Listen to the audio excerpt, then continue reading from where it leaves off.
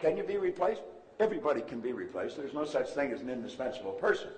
There was a poem written on that one time about the indispensable man. It says, put your arm in a bucket of water, stick it in up to the wrist, pull it out in the hole that remains is just how much you'll be missed. Stir it all you want as you enter, stir up the water galore, but take it out, and in no time, it'll be much the same as before. Now, the idea is that we can all be replaced. There's no one that's indispensable. But there's some people that are very hard to replace. They're the ones that earn a lot of money. Can you earn a lot of money? Absolutely. I used to have a hard time finding a job. I probably had as many jobs as everybody on this side of the room. I was not a good employee. I was a bad employee. There was 3 different places that I only lasted for an hour, and I got fired. I was getting good at it. You know, 1 hour. How do you keep a job for an hour? Well, I could tell you because I did it. But I had all kinds of jobs. And then at 26, bang, like that, something happened in my head. Now, I'm going to spend the next 90 minutes or so telling you what happened. Now, I'll tell you something else. I'm going to show you what you have to do if you bought that program to make it work. And I'm going to show you what to do if you haven't bought the program, why you should buy the damn thing, and put it to work. Because I have many, many sources of income. Way back around 1990, I was on a flight to Kuala Lumpur from Toronto. It's 25 hours in the air from Toronto to KL. If you go any further, you're coming back. It's as far as you can go, all right? Now, I play a game. I'll show you. Something tells me to tell you. I carry this little calculator. This has got lots of miles on it. So I'll take it, and I reduced everything to the ridiculous. I'll hit 1, 2, 3, 4, 5, 6. Now I got a million, right? 1 with 6 zeros. Now, a million, it seems like a pretty big number to most people. It does to me. And I play with numbers all the time. A million. So what do? Well, rather than choke on it or throw it away, let's break it down. So I'm going to divide the million now by 12, because there's 12 months in a year. See, you can't think time and money at the same time, so I'm just going to think money. Now, I realize I got to do this 12 times. I don't have to do it once. Now I'm down to 83,333. Now, that's a lot less than a million. But it's still quite a bit, because now I got to do it every month. So I take that, and I divide that by 4.3, because there's 4.3 weeks in a month. Now I'm down to 19,379. But I got to do that every week. That seems like quite a bit. I'll divide that by 2. I'm reducing it to the ridiculous. Now I'm down to 9,689. Okay? It's still quite a bit. If I got to do that between Monday and Wednesday, and again between Wednesday and Monday. I think I'll divide that now by 86. And you say, why 86? I just arbitrarily picked it. I could have picked 68. All right? Now, I'm down now to $112.67. Okay? Let me ask you a question, Tina. If I could show you a simple way that you could earn $1,112.67 twice a week. Now think of what I'm saying. I got this down to $112.67. If I could show you how to earn $1,112.67 twice a week, would you give me the 112 and keep the 1,000? I'm going to show you how to earn $1,112.67. You're not going to have to work very hard. It's not too much effort. Would you give me the 112 and keep the 1,000? I think you would too. Now, you see, I don't have to think of how to earn a million anymore. I just have to think, what the hell can I get Tina doing to earn $1,112.67 twice a week? And when I've got that figured out, if she'll do it, 85 other people will do it, I get $1 million coming in. And all I've done is think. Is that a good idea? Yeah. Well, that's what he was talking about. This is it. Don't complicate it. You've got to keep it simple. Keep it really simple.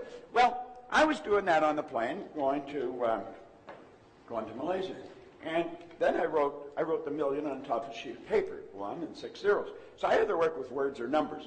And I thought, I'd earned $1 million back in the 60s. And somebody says, how'd you earn it? I earned it cleaning floors. I don't think it matters what you do. It's how you do it. And I got thinking, what's so different about people that are, so I thought of a few people I knew had earned $1 million, and I started to write their names down, and then I started to get excited about it because I figured it out. They don't have one source of income. He said multiple systems. I called them multiple sources. Bob Allen picked it up and called it multiple streams.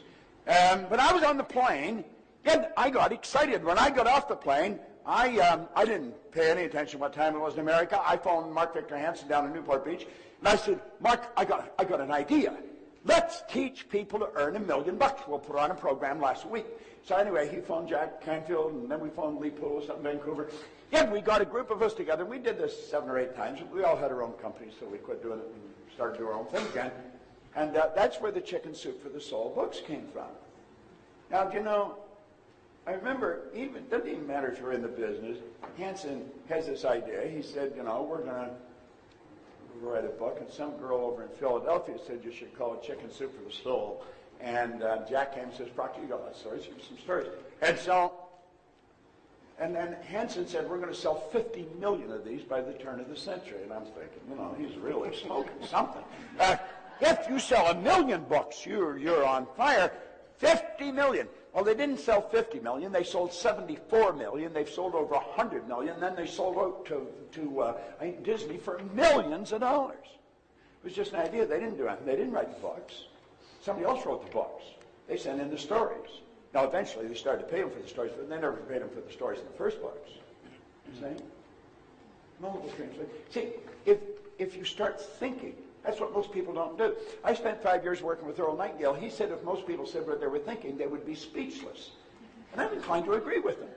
You know, there was a great educator down in Kentucky, Dr. Ken McFarland. He said 2% of the people think, 3% think they think, and he said 95% would actually rather die than think. Now, you sit there and you say, well, everybody thinks. No, they don't. Start listening to the conversations that are going on. Listen, just in the restaurant. Listen to the people at the next table. It's obvious they're not thinking. They'd never say what they're saying. Stand back and watch what they're doing. They would never do what they're doing if they're thinking. There's people come in here and they'll say, that is one hell of a good idea. And they'll go home and start doing the same thing they did before. They won't act on it. You tell me they're on the internet. And I said, okay. Now, in every seminar, all kinds of people come up and they give you an idea. What they really want me to do is execute their idea. That's pretty common. At any rate, we put the idea together. I might have spent 2 days. But I didn't do it in 2 days. It would be a few minutes here and a few minutes there. But probably 2 days in the last year, and it has done $1 million in business. Simple idea, but it was done on the internet. Now, do you know, some of you are looking at what Sean was showing you, and you're thinking, there's got to be more to it. Well, he gave you in there. He pointed out that he didn't know how to do most of the things that he was doing. Did you remember that? Do you know, Andrew Carnegie talked to Napoleon Hill, and he mentored him, and he said the accumulation of great wealth calls for power. And power is acquired through highly organized and intelligently directed specialized knowledge. Now, you've got to admit, what he was talking about was highly organized and intelligently directed specialized knowledge.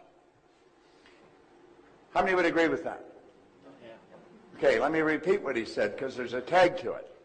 He said the accumulation of great wealth calls for power, and power is acquired through highly organized and intelligently directed specialized knowledge. But the person who accumulates the wealth does not have to be the one that has the knowledge. Now, I have earned millions of dollars. I went to high school for 3 months. They asked me to leave.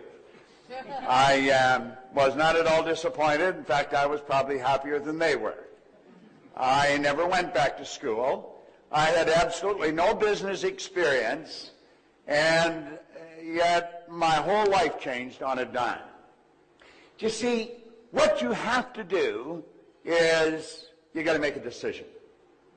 Now, some of you, how many of you have been listening to CDs and, going to seminars for a long time, and you're a little frustrated because it just isn't clicking for you? How many fall into that category?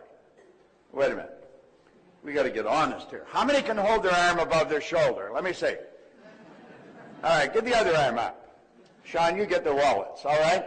Now, let's try this again. How many of you have been studying personal growth, entrepreneurial skills, and that for a while, but it just isn't clicking yet? You haven't made your fortune. Let's see you show it. Now, you see there was more hands went up that time. Let's try this one more time. How many of you have been studying this kind of material for some time, but you just haven't cashed in yet? Let me see a show of hands. I see there's more hands go up. One of the first rules is you got to get honest with yourself. See, until I get honest with myself, I was screwing up every turn of the road. I was unhappy, I was sick, I was broke. When I got honest with myself, everything started to change. Now, what is the main thing? Well, let's think about it for a moment. Here's the main thing right here. You get one bite at the apple. Now, I've studied reincarnation probably as much as anybody, but I haven't anybody prove to me that they're back for the 21st trip. So far as we know, this is it. We get one life, and it's about lifestyle. And most people are not living the way they really want to live. It's about contribution. The people that get the most are the ones that give the most. Sandy Gallagher and I were up at Cy Ranch. Are you familiar with Cy seminars, Sean? We were up at Cy Ranch. They have a series of seminars that are quite extraordinary, really. They have basic, which is 4 days. Then they have Psi 7, that's 7 days, that's done at a ranch. The basic's done around different countries and places. And then they have men's leadership, women's leadership. That's 10 days. It's done men separate from the women. And then they have, for the graduates, they have what's called Principia. And they do that each year. Now, I've been with them since they started to do Principia, so I go there every year for Principia. I was up there with Michael Beckwith and Ricky, who started the morning I left from the Secret. Let's see, Debbie Ford was there working the same day I was working there. She's one, the Dark Side of the Light Chasers. And she's got the new movie out, Shadow, brilliant gal. But they did something extraordinary. And they do things that are extraordinary at Psi. Psi seminars are, they're pretty old seminars. They've been around a long time. And they had 650 people on the ranch. It's about a 2,000-acre ranch up at Clear Lake, California. And on Tuesday night, they had school buses come and pick up 650 people. Now, there was doctors and lawyers and secretaries and truck drivers. I mean, just the greatest collection of people you ever saw, and they come from all over the world. They're from Korea, Australia, Europe, Israel. And the bus took them all to a dirt field in a very poor area. And this dirt field was where kids played soccer. I mean, it was dusty, dirty. It was a dirty place. And now a soccer field's a pretty big field. 2 hours and 16 minutes later, that field was sodded. The lady that owns Psi Seminars, Jane Wilhite, she strategized the whole deal, and it was phenomenal watching this happen. It's on film, and I'll give you an opportunity to watch the film. I'll tell you later how you can do this, and a letter about it, because the next day there was a big write-up in the newspaper. I mean, this was pretty incredible to sod a field in 2 hours and 16 minutes, and it was all volunteers. There's the doctor working next to the secretary and so on. And that whole place was done. Now, I want you to imagine the next morning when these poor little kids come running back to school and the whole field's carpeted with nice green grass. Do you know, that's going to impress them. They're going to remember that for as long as they live. That'll never leave their mind. And then it's impacted everybody in that neighborhood. Everybody that read the paper. Here I am in Dublin, Ireland, not a week later, yet I'm telling you about it. You're going to go tell somebody. And it was all because a lady marshaled the minds of 650 people and got them all to make a contribution. Now, the people that benefited most from this were the ones that were laying the sod. They had a phenomenal time. They had big speakers going and all kinds of jazzy music going on. I mean, it was incredible. Yeah, and I was talking to them when I was working with them the next day, you know, and the satisfaction they got out of this. You couldn't have bought the feeling that they got. So you see, it's not just about lifestyle, it's also about our contribution. It's really about how we spend our days. What did John say work was? It was bad. I mean, who wants to work? Do you know that working is the very worst way to earn money? It is. I'm not exaggerating. That's not just a cute line. Napoleon Hill said, if you are one of those people who believe that hard work and honesty alone will bring riches, perish the thought, because it's not true. He said, riches cometh, they come in all, in response to definite demands, based upon the application of definite principles, and not by chance or luck. That's what John was talking about. That's exactly. Now, he said it many different ways, and he come at you all kinds of different angles, lots of slides, but that's exactly what he was talking about. Now, there's a law of compensation, and that law is very clear. It's very clear. And most people never learn it. 1% of our population earns 96% of all the money that's being earned. It is absolutely absurd when you look at it. Yet, if a person wasn't familiar, they say, well, I don't believe that. Well, don't believe it. It's still true. Most of what we do believe is not true. We believe that you should go to work to earn money. That is the very worst way to earn money. You should go to work for satisfaction. You provide service to earn money. Now think of this for a moment. The law of compensation says the amount of money you earn will always be in exact ratio to the need for what you do, your ability to do it, and the difficulty there is in replacing you. Now, let's start doing the same thing they did before. They won't act on it. You tell me they're thinking? See, the truth is most people, until I was 26, I don't think I originated one thought. Now you say, well, everybody thinks. No. Don't confuse mental activity with thinking. There's a big difference. You've got 5 senses. They're like antennae sticking out of your conscious mind. And your consciousness is picking up just an enormous amount of information. Just, whoo, it's flying into our consciousness. So the mind's always busy. Usually doing nothing. Take a look at the results most people get. If you're having a money problem today, you were probably having a money problem a year ago. If you're having relationships problems today, you probably were a year ago. Most people, their life doesn't change. You go right from the cradle to the casket, and they never really make it happen. You know, when their heart stops beating, it's a formality. They never really lived. Now, listen, I've studied this longer than most of you have been living. And I'm a pretty curious guy, and I'm pretty observant. And that's exactly what happens. Now, I'm going to show you something about this program later on. This is Begin Thinking into Results. Now, you get a flyer on it there, and I think it's 800 and some euros. I'm going to change that to 395 euros. I'm not going to change it again. If you come and say, could I get it for 295? The answer is no. It's 395. That program will change your life faster than anything. Now, if you really want a winning combination, get that, go buy that system, and then go home. And if you turn your television off, quit talking to anybody, just listen to what they're saying. Get into all their tutorials. Study everything they've got. Set a goal that you're going to pick up €1 million in a year. And your whole project, it might take you a year to figure it out. It might take you a year to get really sharp. Like I saw him bring that girl up here and you got 12 love steps. Well, I wouldn't know how to do that. I've been screwing around with one of these computers for a long time. But you know something? I don't have to know none of the girl that come up here. He knew how to do it. He didn't even know how to do it. Probably somebody else showed him how to do it.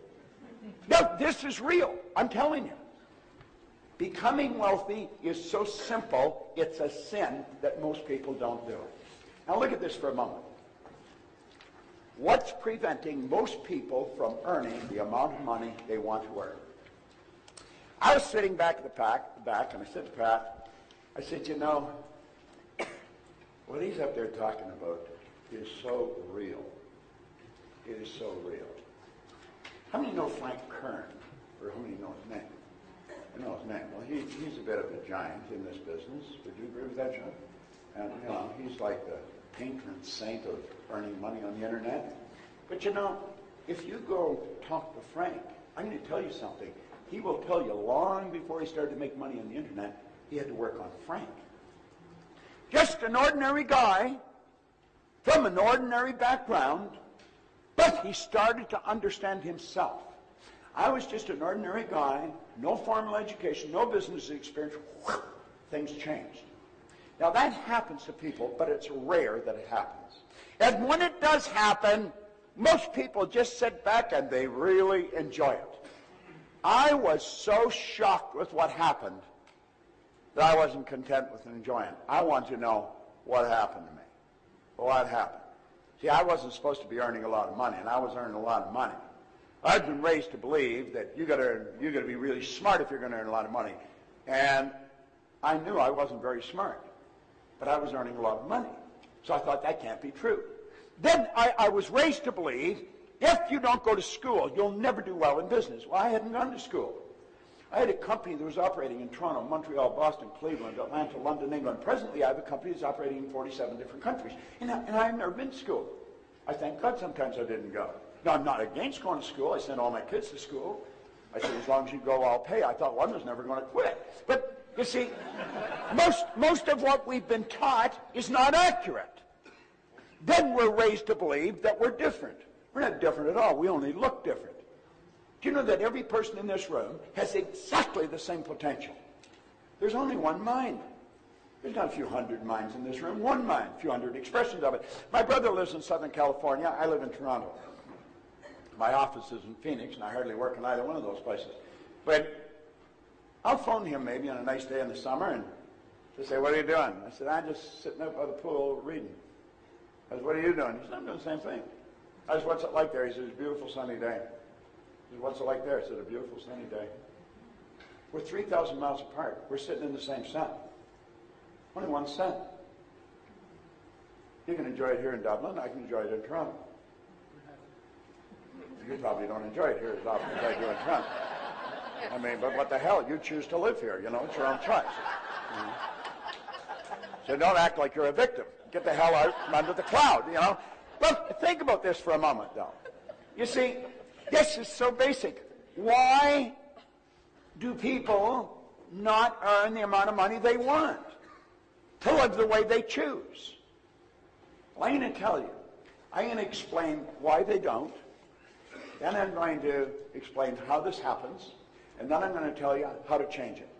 And if you really pay attention, and if you're prepared to go to the edge and let go, step out, I guarantee you your life will change. I can guarantee it as sure as it's going to get darker tonight. Now, I can't do it for you. Pogo says, we have seen the enemy. They are us. We got to do it ourselves. Okay? Now, look at this. We got to do it ourselves. Okay? Now, look at this. Money problems are not outside. They are inside. And they rob us of the lifestyle we deserve. Paradigms are the problem. Now you'll find all kinds of people say, well, that's not really the problem. Look, I teach mental health to psychiatrists.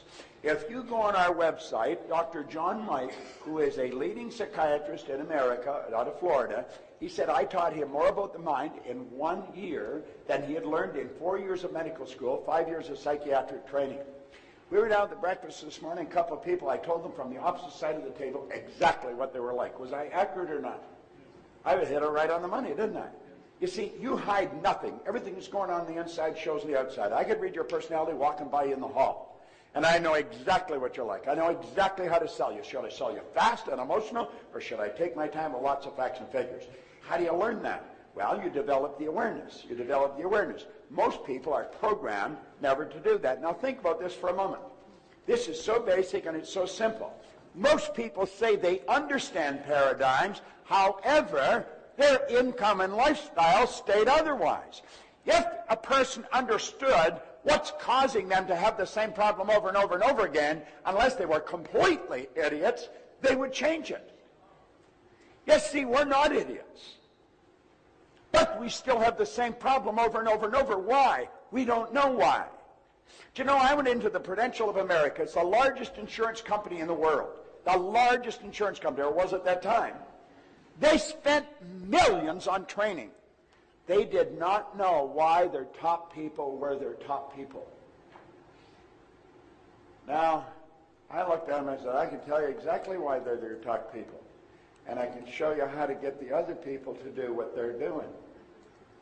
Naturally, they listened to me, even if they thought I was nuts. There was an outside chance maybe I knew what I was talking about. And the truth is, I did know what I was talking about, and their sales went up by hundreds of millions of dollars. In fact, there's a retired VP who works for our company now, Paul Hutsey. He said, Bob, I think you raised the sales there over $1 billion. And all I did was teach people why they're doing what they're doing and how to change it. And sales, whoop. I've gone into schools where there's kids that are struggling. Some of you have kids that are struggling with grades in school. How many got a kid that's struggling with grades in school? Let me see a show of hands. Everybody's got really intelligent kids here. Well, you know, I can show you why, and the reason they're telling you is not the right reason at all. They'll tell you it's IQ, it's this or that. It's paradigms. If a kid has a problem, let's say in mathematics, what do? We cram. Get in, cut off TV, no girls, no boys, no nothing. Just study. And they go to school and they have a test and the marks improve. Heat's taken off, they give the TV back, the girlfriends, the boyfriends, and whoop, numbers go right back down again. You see, what they did was just force it up, but it come back down. Because there's an inner thermostat here controlling it. It's called a paradigm. So we see that change. I've gone into state prisons in Canada. I've gone into maximum security, Kingston Penitentiary. I've had them take and tear up the parole. First of all, I had them parole people to me that were never going to leave the place. One of them, the warden called a mad dog. His name's Joe Gardner. He's gone now, and he gave me permission to tell the story. But they let him out in special parole to me. I hired him. He was the best employee I ever had. He was required to talk to the city police every week in Toronto and the Mounties. That's like the national police or federal police every month. Not allowed to leave the city. I got them to tear up his parole, give him back his passport so he could move to England and open up the office with me. So I've gone into companies, I've gone into schools, I've gone into prisons. There isn't anywhere where this doesn't work. And I'm going to tell you something. It's got nothing to do with your intellect. Nothing. You may think you're not that sharp, it'll work. You may think you're really smart, it'll still work. And probably if you think you're not that smart, it'll be easier. All right? Now, look, I want you to think about this. What are paradigms? Paradigms are nothing but a multitude of habits. That's really what they are. A multitude of habits. And they're other people's habits that are passed on from one generation to the next. Why do you think you're so much like your relatives? Why do you think you even look like them? Why do you think you like the same food they like? Did you decide? I was holding a little baby up the front here, 12 days old. That baby's being programmed right now. I was telling them, I said, you could teach this baby to read now. Did you know that? And they said, no, we don't know it. Well, if you don't know it, you probably won't do it. Could you do it? Yeah. You can teach that baby multiple languages. That baby's a linguistic genius at 12 days old. Most people don't know that, so they don't do it.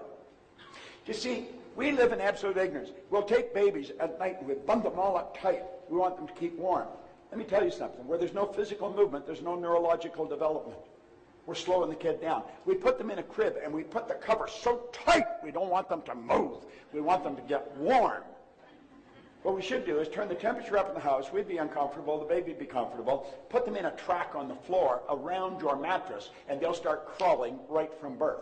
A baby that doesn't crawl has difficulty reading. There's so many things that we don't know. And we're raising kids the same way we were raised. Why? Because we're programmed to do that. You see? And so we got all kinds of really crazy ideas going on in our mind. We've got to change them. Our programming is much like our relatives. The odds of us being really different than our parents are pretty slim. Can we be as different as day and night? But we've got to make the choice, and then we've got to do the work. Now look, paradigms shape your logic. Paradigms definitely shape your logic. I'll give you something else. Do you know that all the geniuses are dead? That's right, they're all dead. When they're alive, they're crazy. I want you to imagine that it's around 1902, and we live in Dayton, Ohio. You live on one side of the rights, I live on the other side of the rights. Yet the Wrights have two boys that fix bicycles. And what are they going to do? They're going to fly. Yet so we'd be having dinner and we'd be saying, I'm telling you, those kids are going to kill themselves. Then when they got the plane off the ground, people said, well, they were only up there for 12 seconds. Wilbur said to Orville, we not only got up there, we kept the damn thing up there for 12 seconds. How about the world? For years we believed it was flat.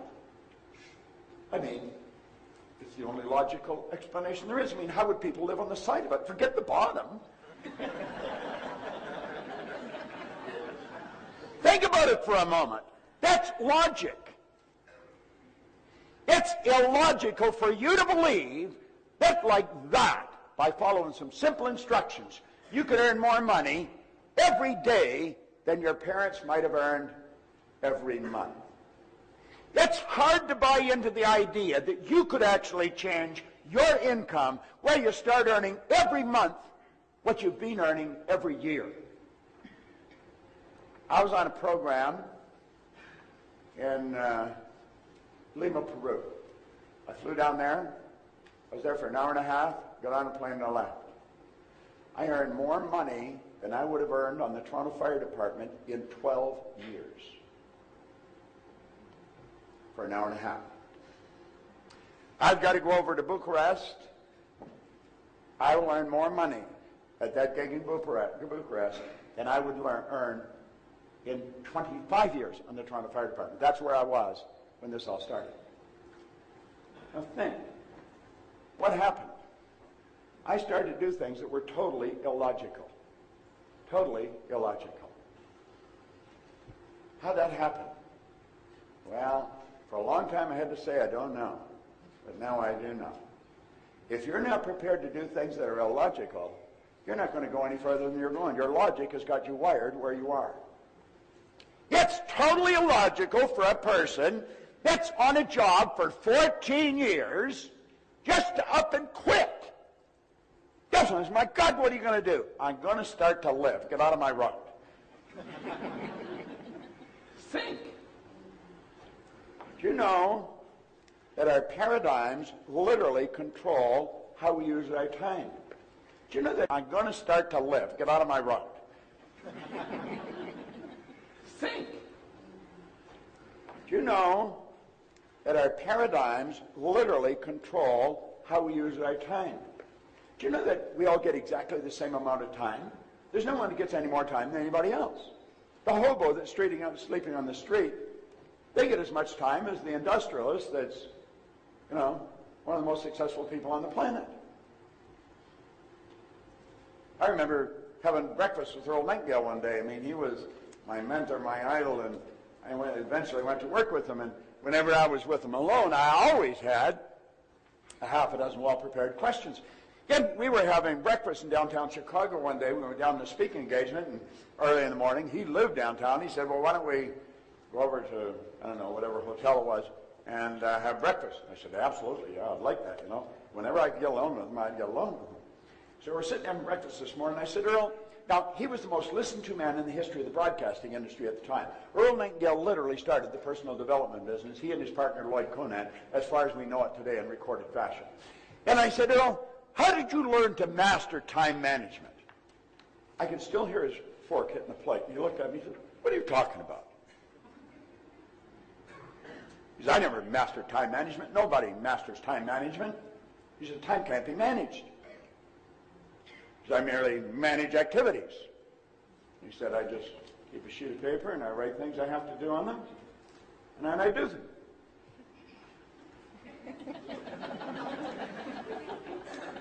He said, is that it? What the hell else would there be? That morning at breakfast, I probably learned an idea that was worth millions of dollars to me. If I have something to do, I just write on a little sheet and I do it. Somebody asked me what I do with my spare time. I don't have any. I don't have any spare time. Andrew Carnegie was the wealthiest man in the world. He spent half his life earning money and the other half giving it away. Napoleon Hill asked him that. He said, I don't have any spare time. I don't have any free time. He says, free time, spare time is a waste of time. And he said, you only get so much. You're obligated to do everything you can with the time you've got. Do you know when you're happiest? When you're most productive. You know when you're unhappiest? When you got nothing to do. What are you doing? Nothing. You know? Most people get lost watching a television set. They lose themselves in somebody else's world. We could do so much more with our time. Our paradigms control our perception. There was a lady right in the front row. She was a black lady in the seminar here just the other day. And I went up to her and I said, you probably think you're black, do you? And she looked at me like, where are you coming from? And I said, well, everybody here thinks you're black. I said, my shoes are black and you're not the color of my shoes. And I said, everybody thinks I'm white. My shirt's white and I'm not the color of my shirt. Do you know if you ever saw a white person, you'd probably get scared. Look at the white! Look at them! You would. Why do we say they're black and I'm white? We're programmed. See, we don't even see with our eyes. We see through our eyes. We see with cells of recognition in our brain. That's why two people can look at the exact same thing. One sees something the other doesn't see. Somebody see what Sean was explaining and see, my God, this is phenomenal. And I'm going to make a decision. It looks more difficult than he's saying, but I'm going to master it. Next year, this time, they'd have an enormous income. Somebody else is looking at it. That's interesting. They're not, but the idea is, you see. It's perception. It's how do you see. Like, this room looks totally different to you than it does to me. I see an acre of eyeballs out there. You see one guy and a bunch of screens. No, that's the way it is. We're in the same room. We're looking at the same room, but we're seeing something totally different. Our paradigm controls our effectiveness. I am very effective today. I'm an effective person. When I'm working, I am very effective. That's not an accident. I decided to become very effective. I have studied people. I have studied why they do what they do. I have probably watched the movie Patton more times than anybody alive. George C. Scott won an Academy Award for the movie Patton, General George Patton. I watch it over and over again. And I'm not lost in the story. It's the acting. It's so phenomenal. And compare that to a sales presentation. I watched that and Lawrence of Arabia. You watch Peter O'Toole or Omar Sharif in Lawrence of Arabia, it's phenomenal. Watch Peter O'Toole on that camera. On that camel, the camera is that's close up on his face. He believes he's Lawrence. He's become Lawrence. What happened? He got a script. He read the script. He reread it. He memorized it. He studied it. He internalized it. And he became Lawrence. George C. Scott became General Patton. Well, you can learn something by watching these people. They're such consummate professionals at what they do. There's a good book, if you like to read, by The Art of Acting by Stella Adler. It's a phenomenal. I've got it in my case. I carry it with me all the time. I just keep reading it over and over again. The Art of Acting by Stella Adler. Thanks very much. Appreciate it. Stella Adler was one of the greatest acting coaches that ever lived. And Marlon Brando was one of her students. In fact, he wrote the foreword to the book. Now, both Marlon Brando and Stella Adler are gone now. Stella Adler never wrote a book. But she recorded all her classes. And a man named Kissel took her classes and turned them into a book. It's a phenomenal book. As you start studying this, you'll realize this is about living.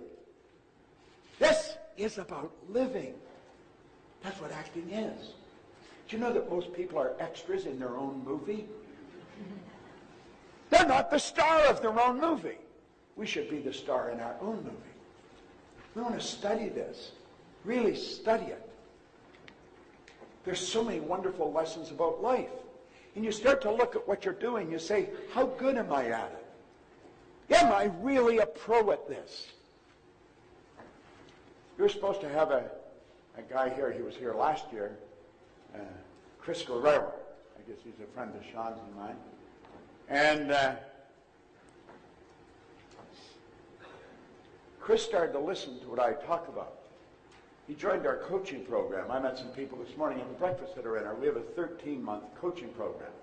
If any of you are interested, I'll show you where to go. But Chris was a pretty smart guy, but he wasn't winning. He said, he sent me a letter. He stayed in the coaching program. I think he signed up for 2 or 3 years. Each year he'd sign up again. And he sent me a letter, here maybe a year or so ago, and he said, I want you to know that I had to put 3 or 4 credit cards together to get in your coaching program. But he said, I just had my first $1 million month.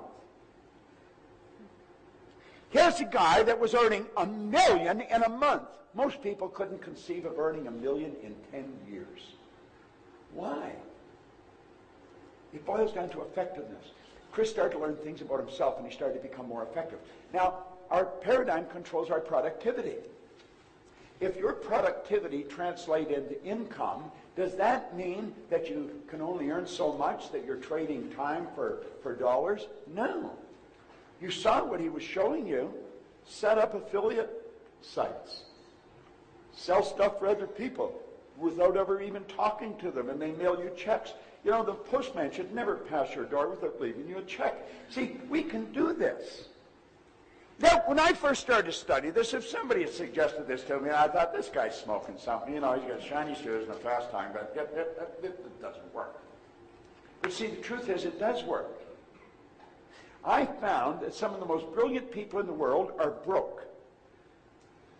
Yeah, and I've also found people that are functionally illiterate, that can neither read nor write, are worth millions. Now, of course, there's some brilliant people that are worth millions, and some people that are functionally illiterate that don't know enough to come in out of the rain. But the bottom line is, most of the things that we believe about our ability to earn money are so far from the truth that it's ridiculous. No one teaches people how to earn money. Do you know that you can go to Oxford, Harvard, Stanford? They don't teach you how to earn money. Best education in the world. Never teach you how to earn money. I'll tell you something else. Most people think they're their name. I'm not Bob Proctor. Bob Proctor is my name. I say, well, this is me. This isn't me. This is my body. You've never heard anybody say, body's not coming in today, it's sick. You never hear anybody say, I'm hand or I'm leg. It's my hand, my leg, my name. Who am I? That's interesting. Who the hell am I? Now think. Do you know, I'm inscribed over the Ark of Apollo at Delphi for 2,000 years, over 2,000 years. There are 2 words. Know thyself. Most people go through their life and they never learn who they are. They don't know who they are. Now get this. It controls your ability to earn money. Now watch that real fast. Because when bad news hits like we're hearing now, most people lose complete control. They stop being effective, and bango, the money shrinks. And they're blaming it on the economy. I'm planning for this to be the best year I've ever had in my commercial career. I could have a bad year. I can have a good year. I rented a cruise ship. I took 3,000 people on a cruise 3 years ago. And we earned a few bucks, and we had a great time. Got a lot of business. So I thought, man, I'm going to do this again. So I did it again last year. I lost $2 million. Now what I learned, don't take people on cruises. I'm not going on another cruise. Unless I just go myself, I'll buy the best cabin they've got, I'll put my feet up and really enjoy myself, and it'll be a lot less than $2 million. And I won't have to work at all. See, I was wandering into an area I knew nothing about. What we want to do is pick our niche. Then get so good at it. And understand that paradigms control our life. Now, when I say paradigm-wise, paradigms are a multitude of habits. And get this, they're other people's habits that we inherited. You can blame whoever you want for being who you are because you probably didn't do it. But understand this. They give you the best they had. They couldn't give you what they didn't have. And you are responsible for changing it. No one can change you but you. If we want to cry over what's happened in the past, go ahead. It ain't going to do you any good. You want to take it on the chin and say, I'm going to change. Can I change my paradigm? The answer is an emphatic yes. Now get this. When we know we can change the paradigm, and that paradigm's controlling our life, this is what the win is. You have hope. When I first got this, I didn't have any hope. When you have hope, you have no hope, you have no options. There's all kinds of people within walking distance of this hotel right here in Dublin that have no hope. They have absolutely no idea how they're going to even make it, let alone win. And I'm going to tell you something. They're not stupid people. They're programmed to live the way they're living, and they don't know how to change it. And they think they're stuck. I was one of those people. And I had a guy sit down with me when I was 26, and he taught me the lesson about the birds and the bees, not the ones that Mom or Dad try and tell, the real ones. And my whole world started to change. You see, I hadn't gone to school. I was earning a little bit of money and I owed a lot of money.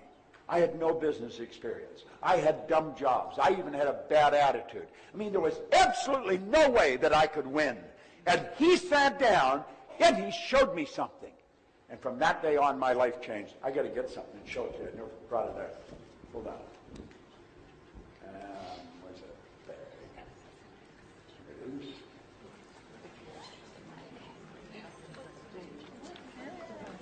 What do you think?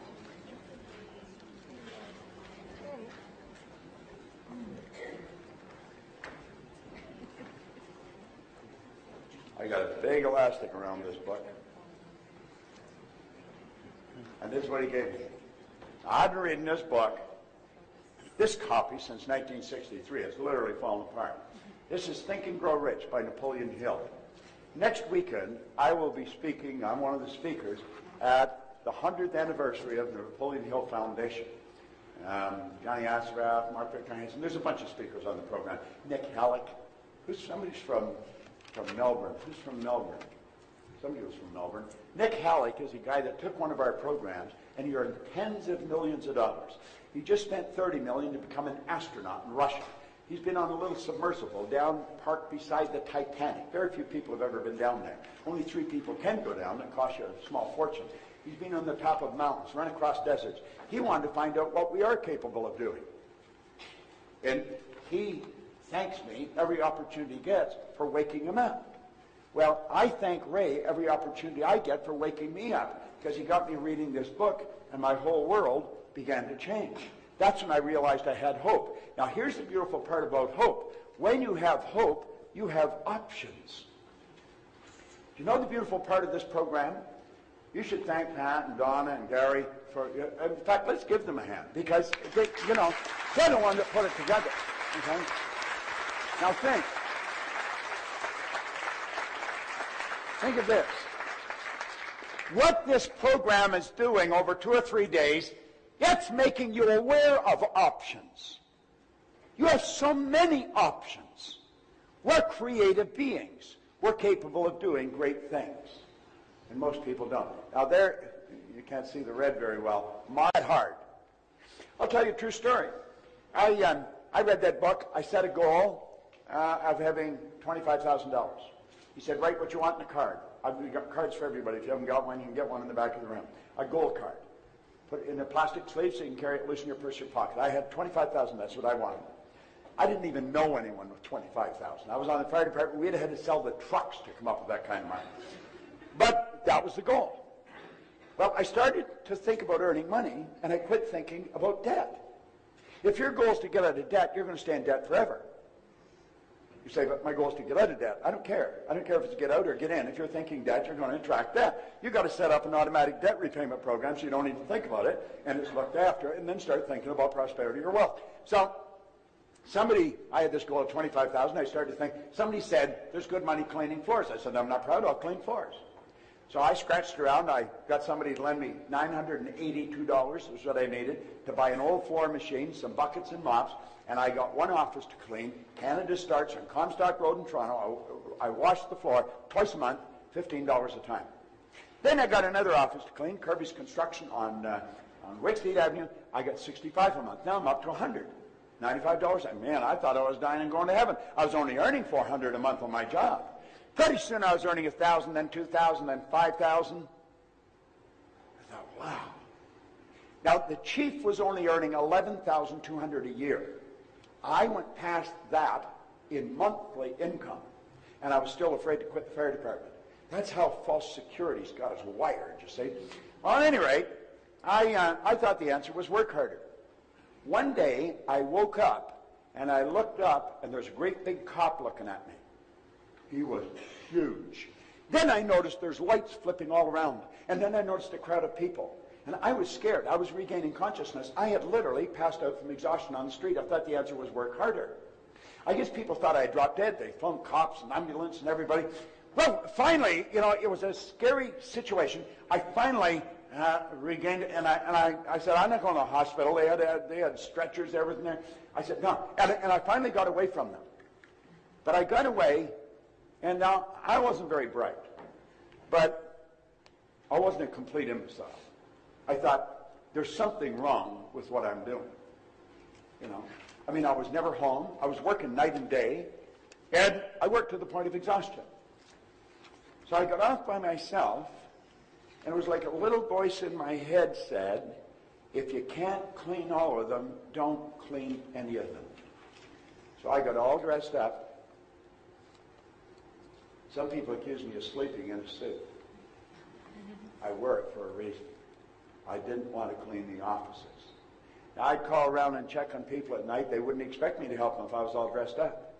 I knew they were tired because I had cleaned offices. I got tired. So I'd bring them coffee and donuts or something, then I'd go and check on somebody else. And in less than 5 years, I went from just cleaning offices in Toronto to Montreal, Boston, Cleveland, Atlanta, London, England. Took off like a rocket. Millions of dollars. I leveraged myself. That's exactly what he was talking to you about. Leverage yourself. That's what you can do on the internet. Now, don't let the fact that you don't know the internet scare you. It doesn't need to scare you. Anything scares you if you don't know anything about it. Understand you don't have to know all about it. There's people that will do stuff for you. I don't know how to do hardly anything outside of what I'm doing. I've got wonderful staff of people that work with me.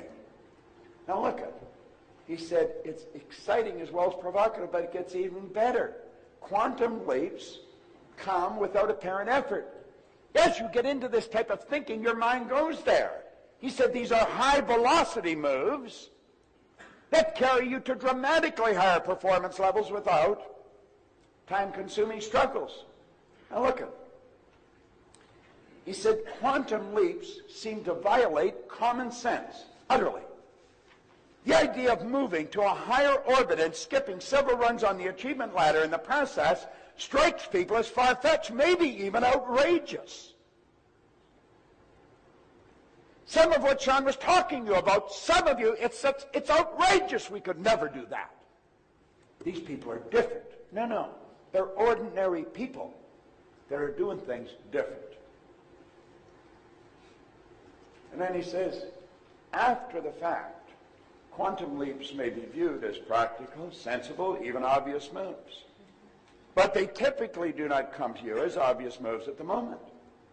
Usually, it's in retrospect that you perceive their hidden logic and elegance.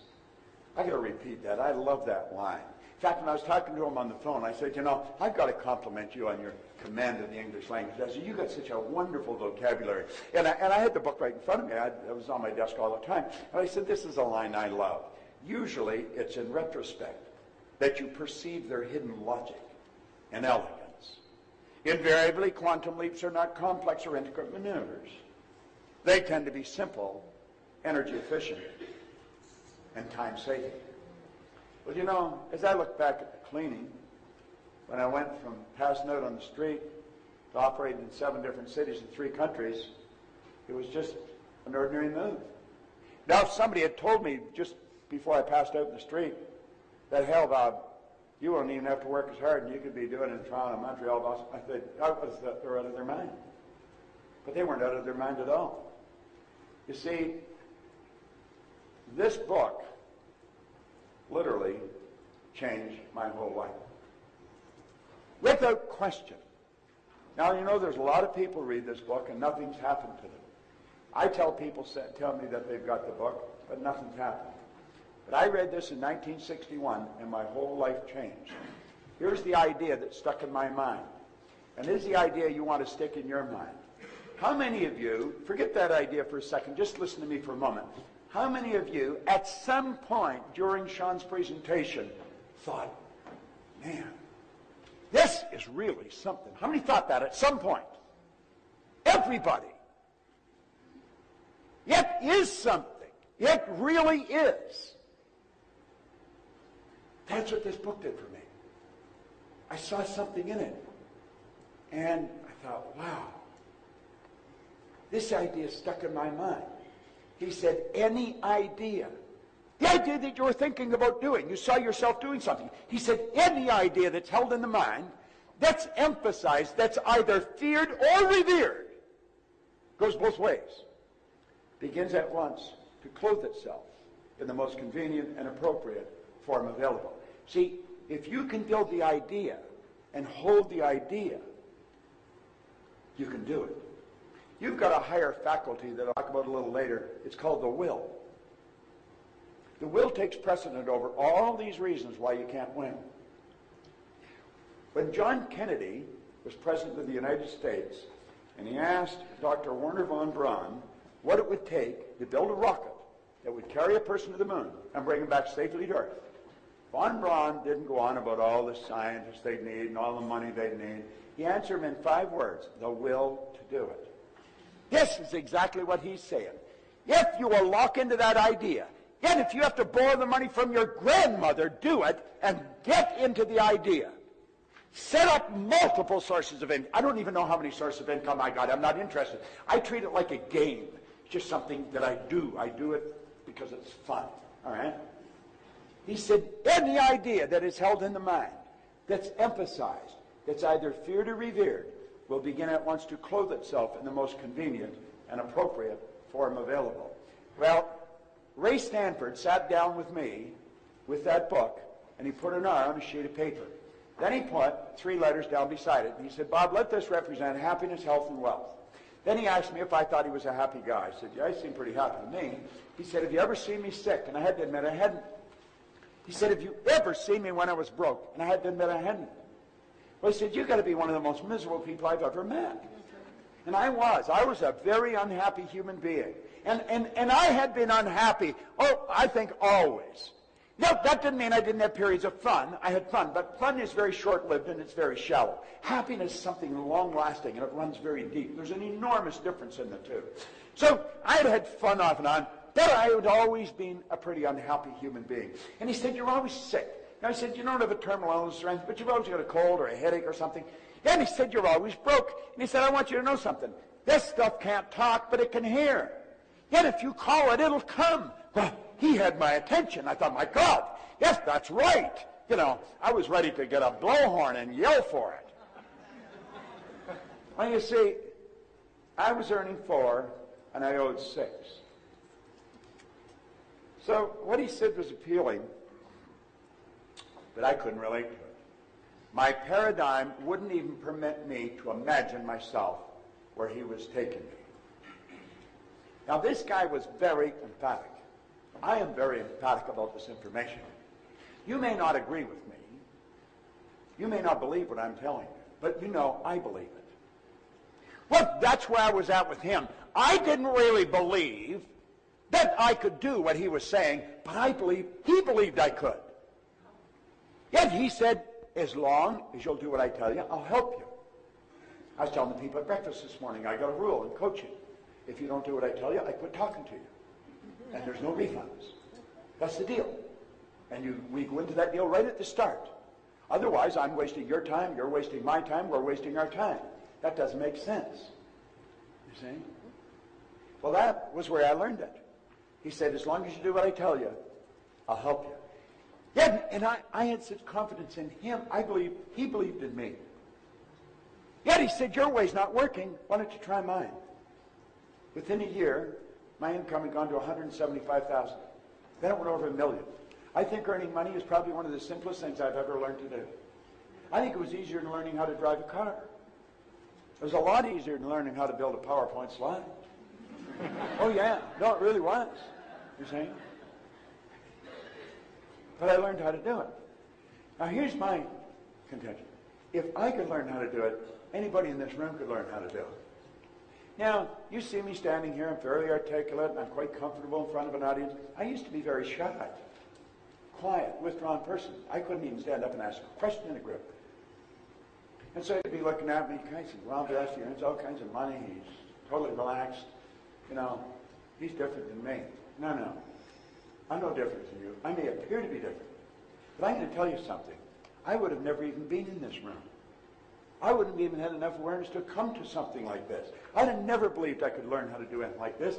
If this guy hadn't lived next door to the fire hall, if he hadn't seen something in me that I couldn't see, and then he had a desire to teach it to me. Somebody was asking me this morning, I said I wanted to go and meet Earl Nightingale to find out what made him tick. He said, what makes you tick? That's what makes me tick. I've got an insatiable desire for you to get what I'm giving you here. I want you to understand this. I want you to know that like that you can change your life. It's simply a decision. I was listening to Pat yesterday, and he said something right at the start of his meeting. You've got to be careful. People are going to get angry with you. People are going to accuse you of all kinds of things because you're leaving them. They don't want you to leave. Understand this for a moment. There's a certain social circle around you. There's people that you hang out with. They're your friends, your relatives, neighbors. Here's a rule. Mike Bosch taught me this. He started Federal Express with Fred Smith. He said, people don't resist change. He said, people resist being changed.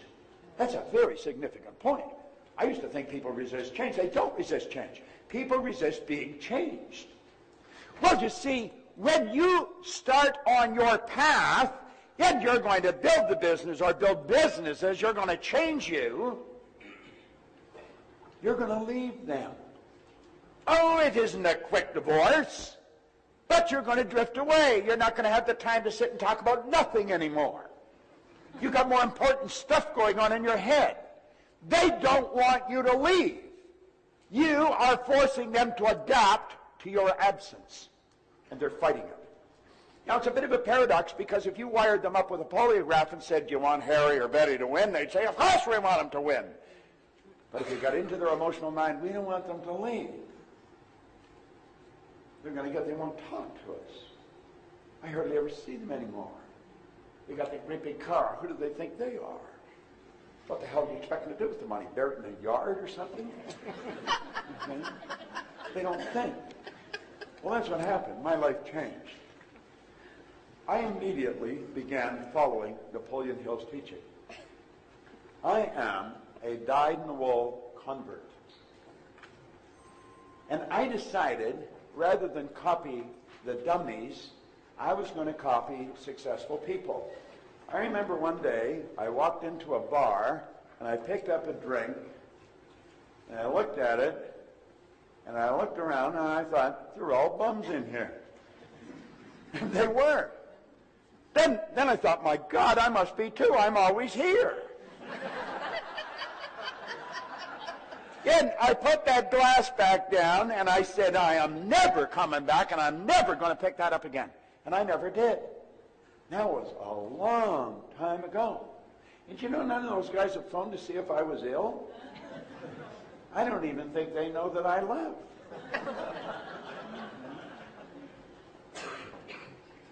In Maplewood Lane in Glenview, Illinois, when I decided to leave Nightingale Conant and build a business, and I had a pen and a pad, and that's all I had. But I had an awareness of what I could do.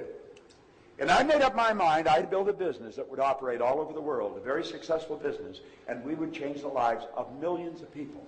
Yet you just never know how far it's going to come or what's going to happen.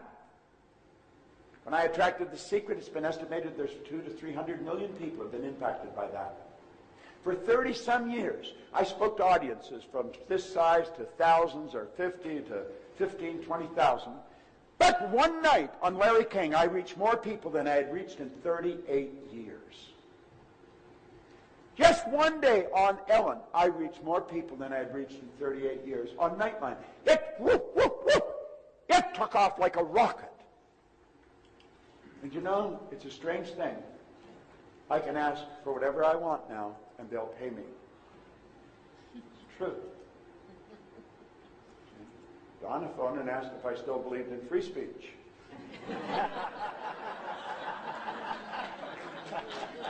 I came here because Mark Victor Hansen and Chris Guerrero phoned me from here last year, and they said, Proctor, you got to come over here. You know, so here I am. But I decided I was going to follow his vision. And you know, he had great friends. This is one of his friends. I like what Edison said. He said, if we all did the things we're really capable of doing, we would astonish ourselves. I think it's time we astonished ourselves. What do you think? Yeah. I think so. Then he said, you got to have meaningful friends. Well, here's his mastermind group. In Edison, Ford, Firestone, Hoover. Who are your mastermind partners? I was talking to one of the people that was in, I forgot your name. Amen? Amen. Amen. Do you know what that means?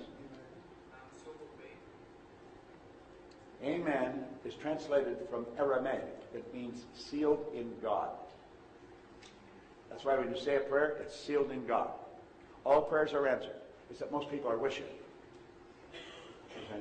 That's what that means. Sealed in God. That's a great name. Anyway, I was talking to Eamon today. He's in the second year in our coaching program. He's following Chris Guerrero's steps, I guess. And he said the mastermind group that he's in is phenomenal. You've got to get in mastermind groups. We set up mastermind groups. In fact, I'm going to put that. Where I put it. I got it. No, okay. Find it. Did I drop something? That's what I'm looking for. Where's Stephen McGowan? Well, just walk slowly up around the front of the room so they know what you look like. You're not a bad-looking guy. You shouldn't hide away back there.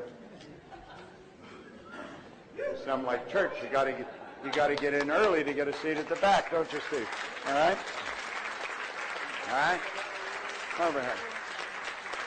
Now, if you want any information on our programs, or if you want somebody coaching you in one of our programs, there's a guy to do it. He has gone through our training. He's a certified consultant with our company. And if you want to, it's Steve McGowan at lifesuccessconsultants.com. Is that it? That's it. Good. Thank you. Go to work. All right?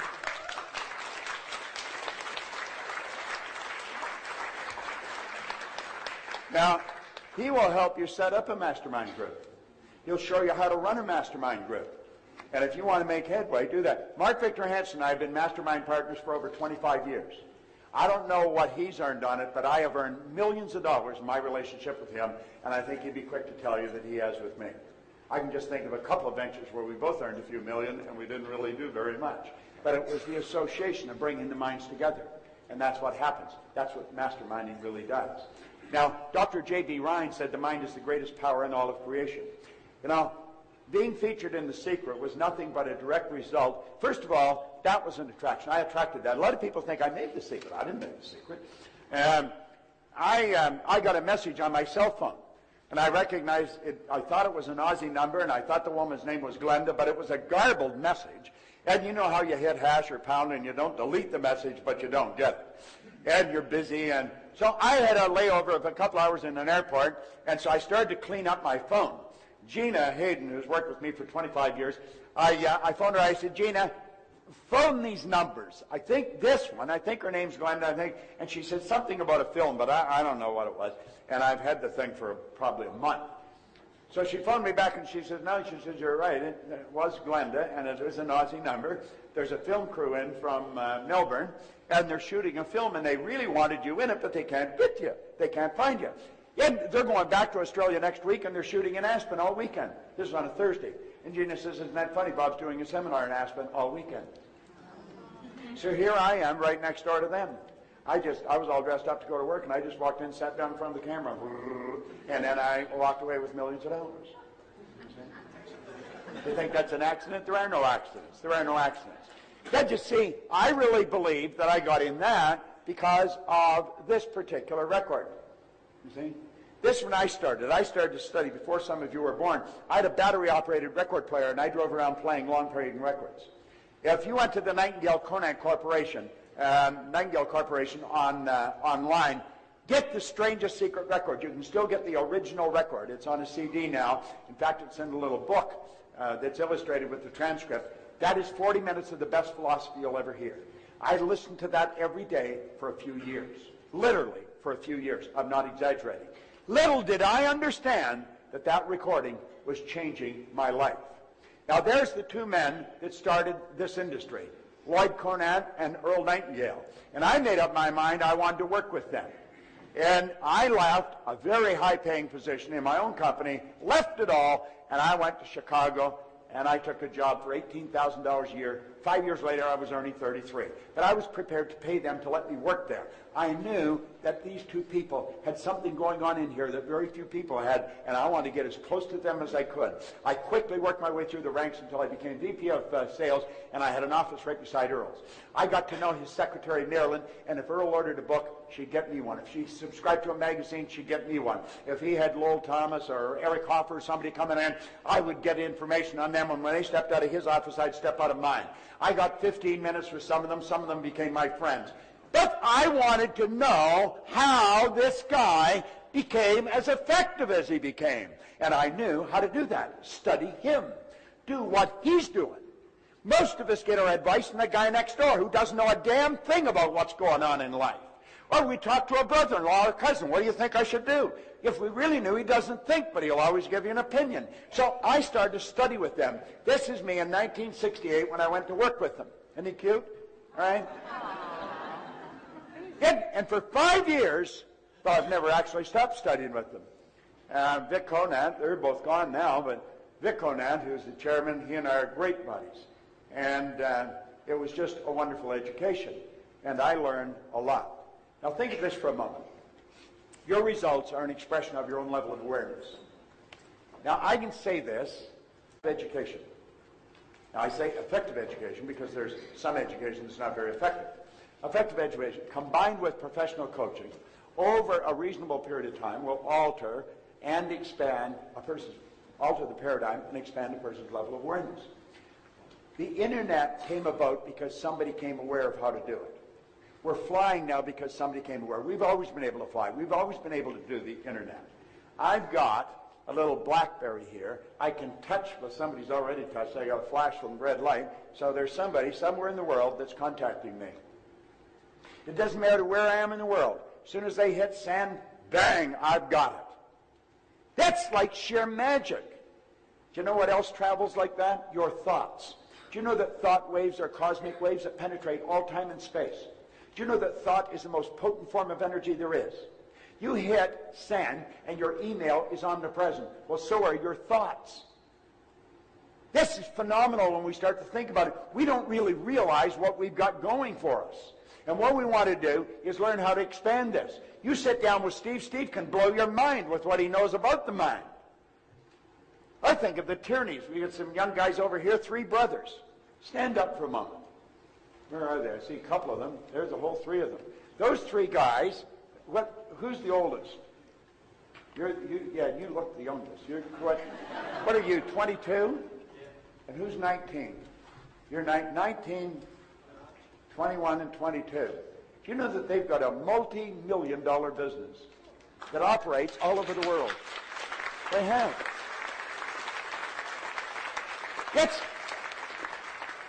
They come in to a special coaching program, cost $30-some thousand. They had to fly to America to come in. I saw them come in, 19, 20, 21. I thought, what the hell's going on? And then they showed me what they were doing. If there's anybody here looking for a super business opportunity, you want to talk to one of these young guys. I have led people to them from all over the world. They've got a phenomenal business opportunity. You can become a distributor for their company and blow your mind. You wouldn't even have to work hard. You could earn a lot of money. Am I right or wrong? Give them another hand because this story is incredible. Okay? Look at it. What we really want to do is forever expand our level of awareness. The thinking program that you've got there, thinking into results, that's exactly what that'll do. I'm going to tell you more about how it was developed and what we do with it, but this is what we want to do. We want to really continue to expand our level of awareness. And let's become aware that you and I have infinite potential. Now, I'm going to be honest with you. I don't really know what that means. I really don't know what that means. Infinite means no beginning, no end. So my potential, there's no beginning, no end to it. No one alive can even guess at what I am capable of doing. Now, if that's true of me, that's also true of you. No one, the most erudite scientist alive, cannot even guess at what you're capable of doing. Now, I can show you how to change your life on a dime, but you've got to do it. I can show you, if you want to study, how you could walk past a person and tell them, like, I know I was right on the money with you and with everybody else that I talked to.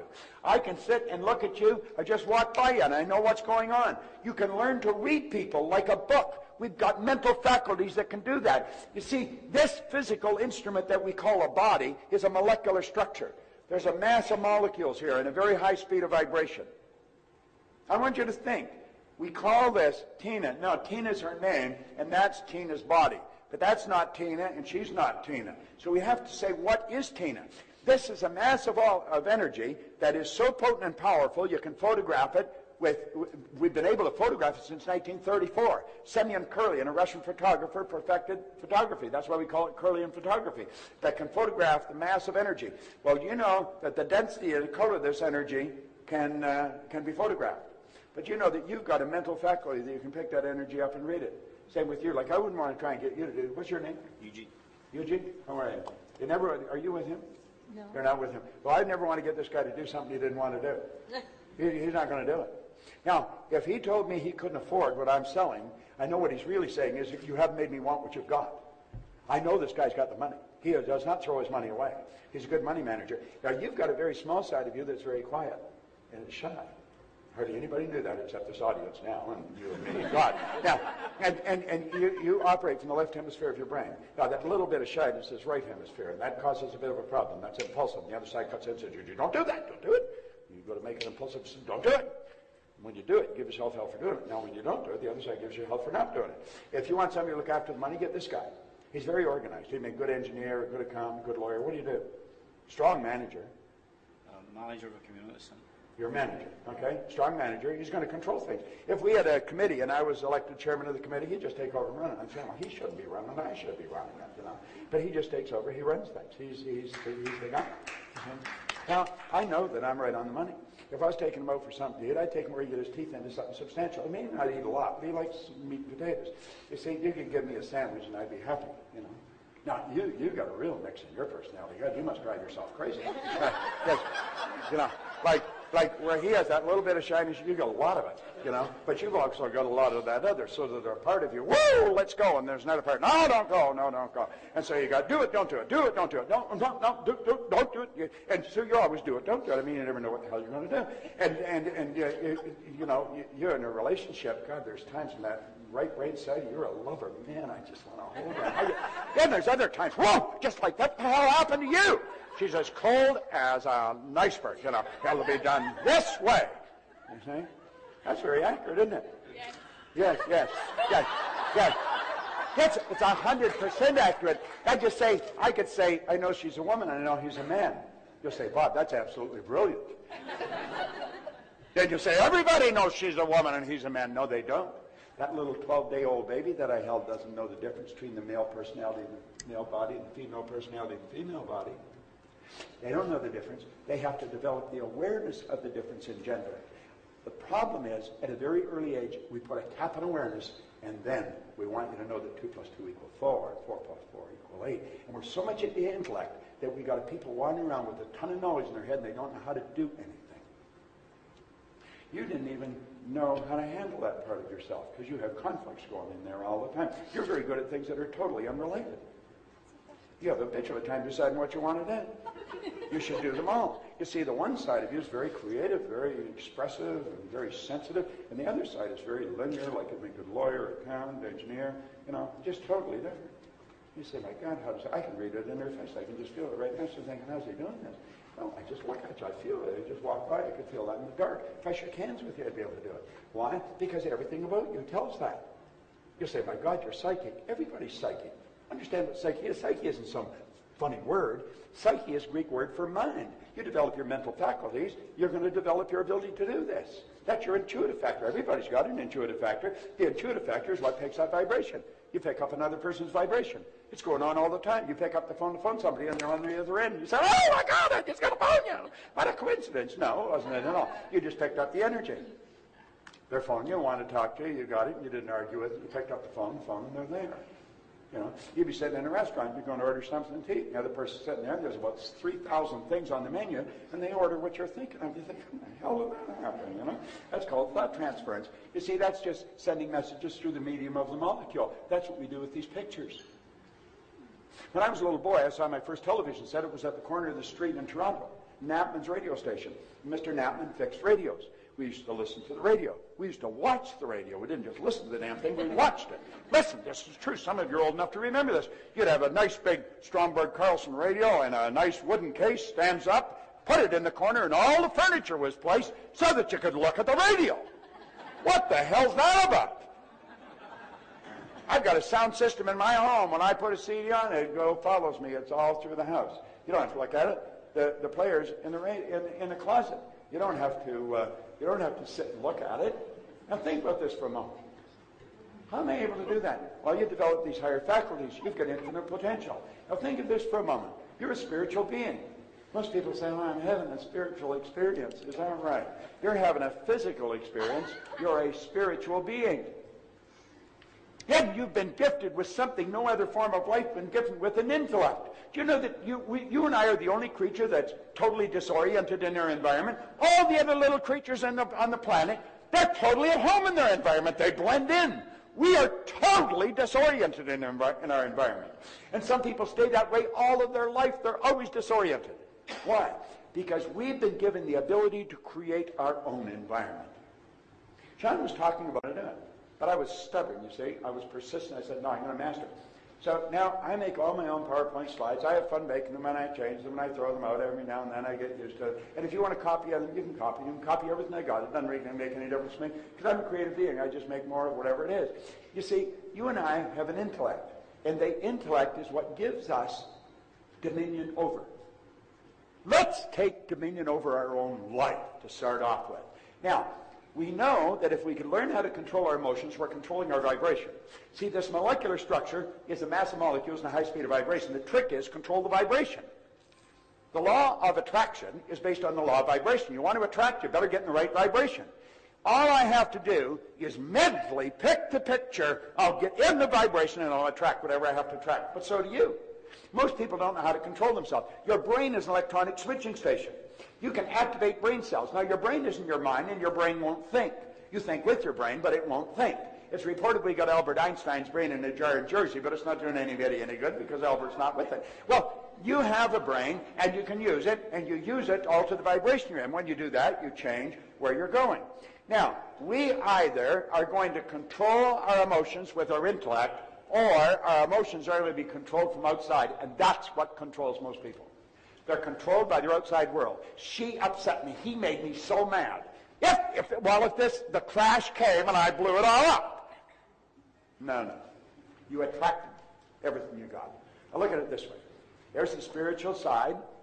There's the intellect and the physical. Now this is the beautiful part. Now, I want the person that had the idea of taking something that Sean was talking about and think, damn, I could do that. I could learn how to do that. Who said that? Who said that to themselves? Hold up your hand if you said that. Now, wait a minute. How many can hold their arm above your shoulder? Your arm's getting heavy again, I can tell. How many of you? I know I was sitting there and I did it. If I did it, I'm sure you did it. How many of you thought, damn, I could do that? How many thought that? Okay? Now, leave your arm up there. I never told you to put it down then. Okay. See, you leave your arm up. You don't have to leave your arm up. Say, go to hell. I'm going to put it down. All right. Look it. Now, what are we going to do? We're going to activate our intellect, and we're going to tap into the spiritual world. Where is spirit? Spirit's omnipresent. Spirit is 100% evenly present in all places at the same time.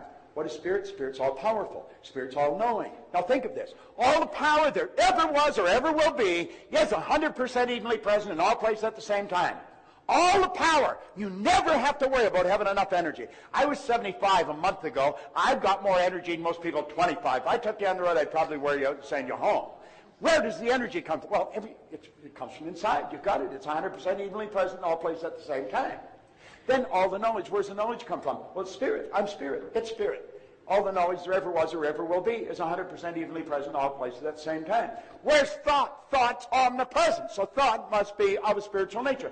So what do? We activate our intellectual factor, we tap into spirit, we pull thoughts together, and we're starting to think into results. We pull these thoughts together, we take the idea that we sat there when John was talking, say, I am going to do that, and we hold that idea, and what did Carnegie say? It'll move into form through the most convenient and appropriate forms available.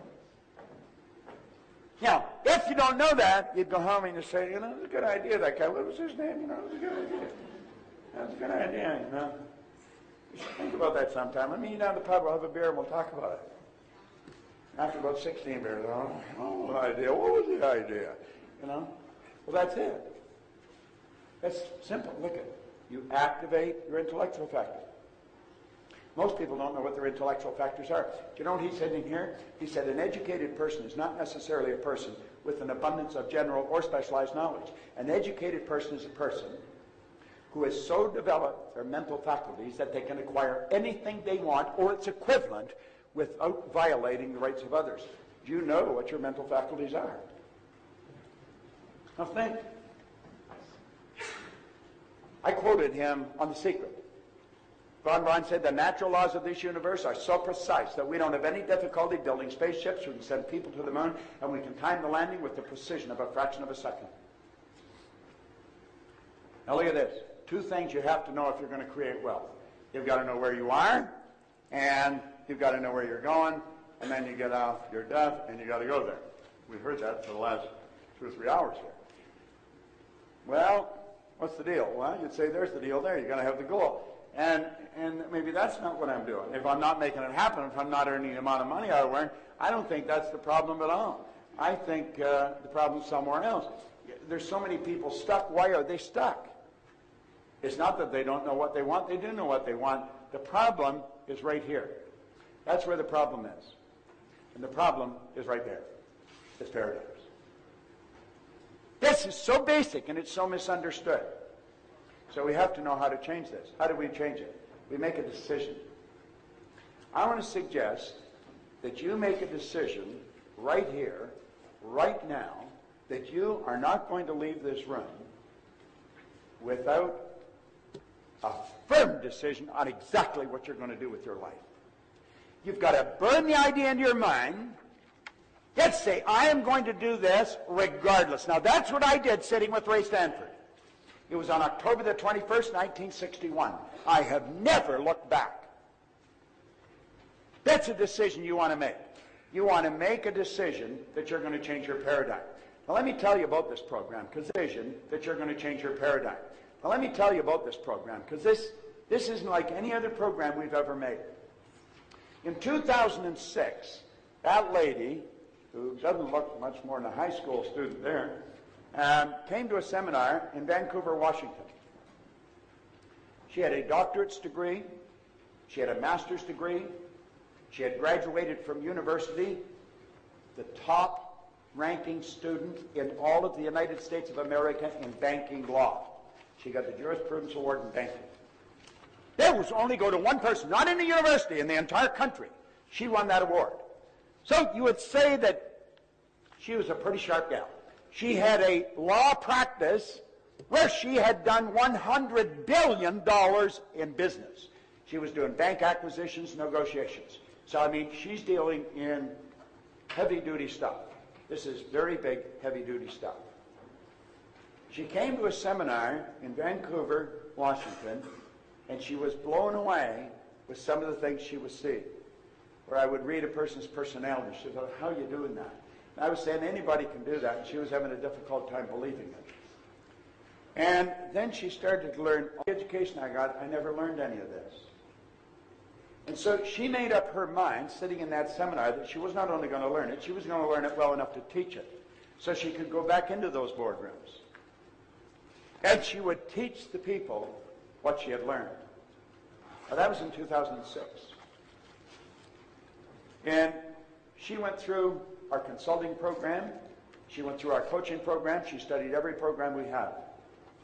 And then she came to me. I didn't really know her. I think I had seen her, but I didn't know who she was. And she came to me and she said, you built a program called You Were Born Rich. Is that right? I said, yeah. How many have used that program? There's a few people here. I talked to some. It's been used all over the world. It was a high-cost thing. We spent hundreds of thousands of dollars shooting it, but we did it in 1988. And she said, why did you make it? I said, well, I had been in the business for 20 years. I'd worked with some of the largest companies in the world. We got results that were just astounding. And so I thought I'd put it together in a very organized manner, and we would sell it for training programs for companies.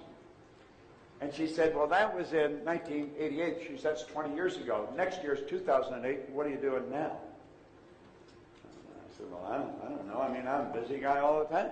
She says, I think you should make another program, and I think you should do it with me. And I remember looking at her and saying, is that right? You know? So I started to do some research. And I found out who she was. I found out what she had accomplished. And I was impressed she even wanted to do this. And so I made up my mind, yes, I'm going to do it. And she really put this program together. Now, she used all her material, and she used me. I did not make it. She made it. I was directed. I did exactly what she said. She says, you know how you teach this? She says, yeah, put this in here. Then put this in here. There's 12 DVDs.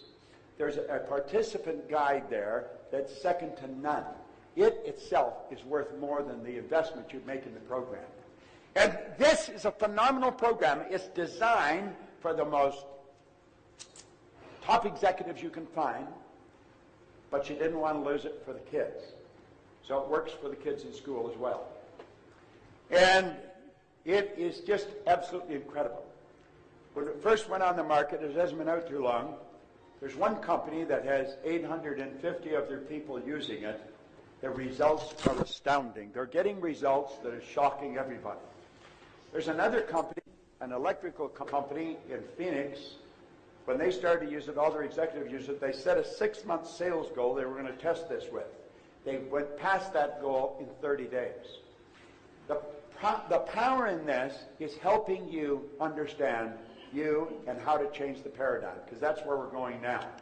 I'm going to ask this young lady if she'd just stand up in the back of the room. I want you to give her a hand. Sandra Gallagher. Thank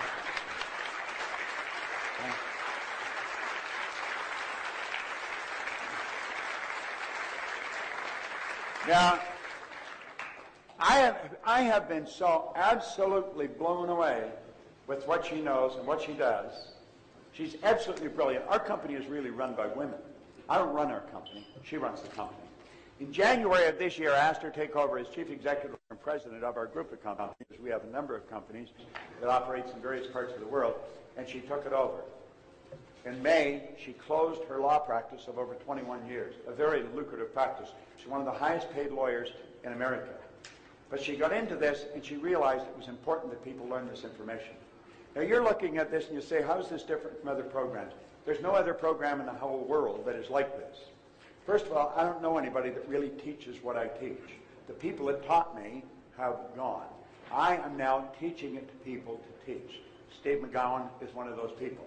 And we run classes. The next class is in January, and we teach it in Delray Beach, Florida. It's a week-long certification program. But that's what that program is. You've got it there. You fill in the sheet. It'll be sent to you. This is something I want you to really focus on. You and I think in pictures. We think in pictures. If I asked you to think of a feather, you don't think F-E-A-T-H. You get a picture of a feather. If I asked you to think of a hot air balloon, you get a picture of one.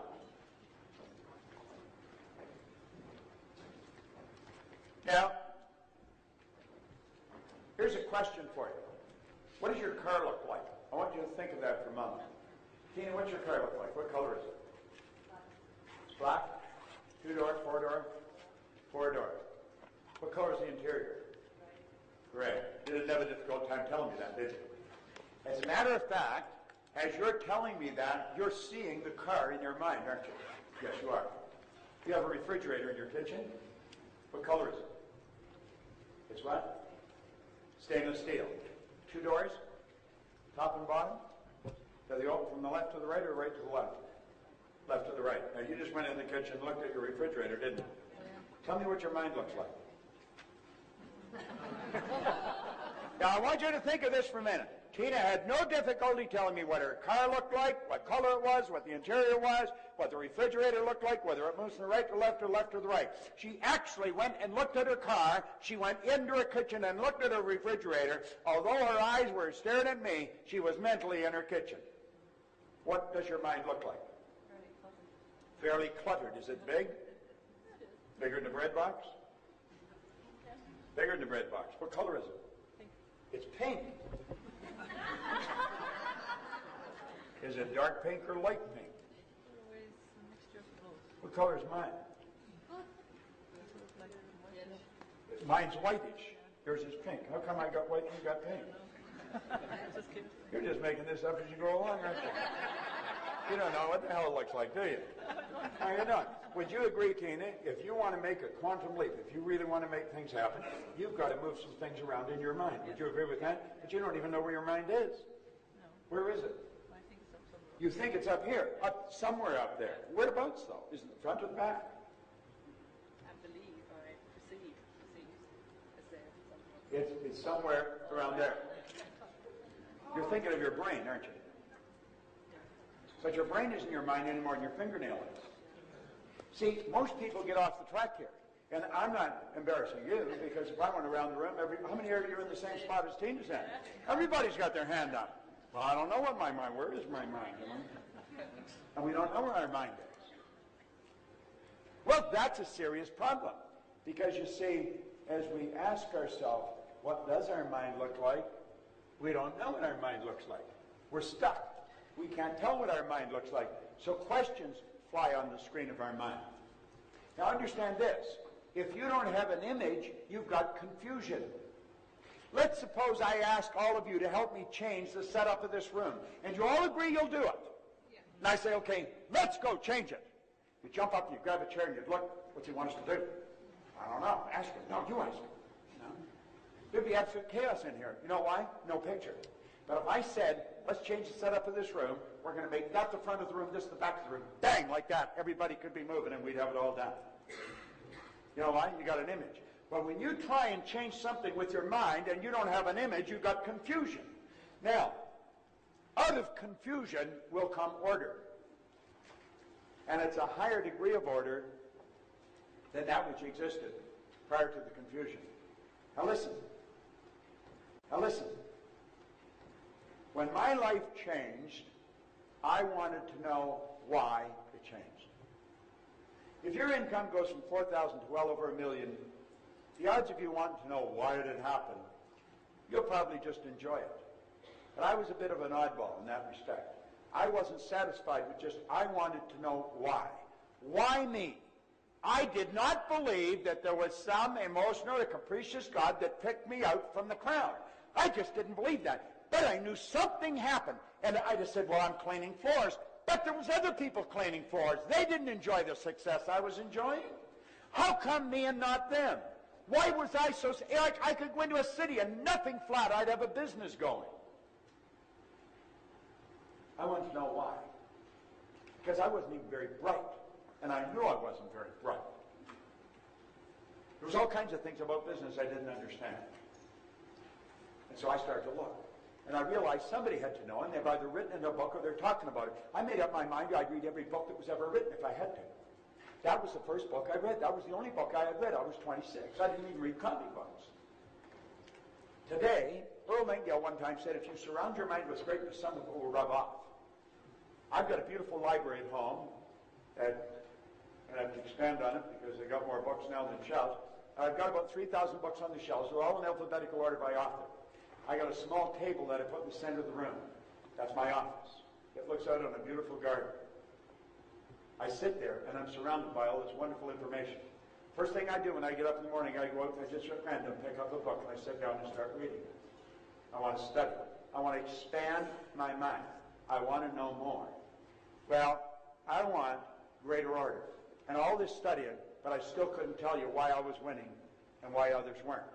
And for the same reason, corporations are at stymied trying to figure out how come one will and another won't. Why does one person buy Sean's program and never even do anything with it? Another person becomes a multimillionaire. Now, there's very few that become the multimillionaire. There's a lot of people buy it. They don't know what I'm going to show you. You do know it. I'm going to show you, and I'm going to show you how you can change it. Yeah, there isn't one person in this room that couldn't become a not a million, million's not even much anymore, a multimillionaire, if you will do what I tell you. Now listen, I came here. I didn't have to come here. I wasn't looking for things to do. I had to get up at 5:30 in the morning and drive for 3.5 hours to San Francisco to fly here. And I've got to be in Toronto on Monday. I'm not just looking for things to do. And somebody asked me what makes me text. I want you to understand what I understand. Because I know that you're capable of enjoying a hell of a lot more life than you're enjoying. And the more money you have, the more freedom you can have. Money's only used for two things. It's not going to make you a better person. It's going to make you more of what you already are. If you're a miserable SOB, you're going to become worse. That's true. If you're a nice guy, you're going to become a nicer guy. Money is a magnifier. It's used for two things. One, it's used to make you comfortable. The more comfortable you are, the more creative you can become. The other purpose is to extend the good you do far beyond your own presence. I am doing good all over the world, and I'm not even there. I had a beautiful letter somebody gave me from Nairobi or somewhere. Who gave me that? Is there somebody here that gave me that, or from somewhere in Africa? Anyway, I'm helping people there. I haven't even been there. People in Australia, in Singapore, KL, Taiwan, India, Israel, Europe. How? Because I had the money to put the programs there. Now what that does helps me earn more money so I can do it in a bigger way. You don't take the money with you, but what you are is yours forever. Now think about it. Look at here. Dr. Truman Fleet was very involved in the healing arts way back in 1934. He said the mind is an activity. It's not a thing. However, we've got to have an image if we're going to have order in the mind. He was very involved in the healing arts, and he realized when you're treating the physical, you're merely treating symptoms. You're not treating the person. You're not treating the cause of the problem. So he said, you've got to get into the cause of the problem. You've got to treat the whole person. You've got to treat the body, mind, and soul. You've got to get the whole person. Yet he said, to do this, we have to have an image. So he said, since nobody's seen the mind, I'll make an image of the mind, and this is what he made. Now, a lot of people will look at that, and they'll sort of smile. I'm going to tell you, that is an absolute genius. I've been studying for 9 years trying to figure out why I changed. I had a guy sit down, and he drew that on a piece of paper. My whole world changed in a few minutes. He said, let that represent the mind and the body. Now, we know about the conscious mind, the subconscious, and the body. We read about it, but we really don't understand it because we have no image to work with. If you will let your head represent your mind, everything from the neck down represent the body. Now, the mind isn't just in the head. The mind's in every cell of your being. Mind is an activity. Body is the manifestation of the activity. Now, the conscious mind is the part that you think with. That's the thinking mind. That is what we call the educated mind. That's where the intellect is resident. But that doesn't do any of the work. That's the part school focuses on. They want you to gather all kinds of information. The subconscious mind is the emotional mind. That's the part that motors the body. If you don't get it into the emotional mind, you're never going to do it. And that's where the paradigm is, and it stops it. Let's look at it another way. This part of you can choose. It can accept or reject. It can originate information. This is a phenomenal mental tool we've got. I'll give you all these PowerPoints, and you can edit them into the show. And if one of you guys give me a stick at the end of your jump stick, I'll give them all. All right? So there you choose, accept or reject, originate. The subconscious mind operates quite different. It has no ability to accept, or it must accept. It has no ability to reject, and it cannot differentiate between what's real and what's imagined.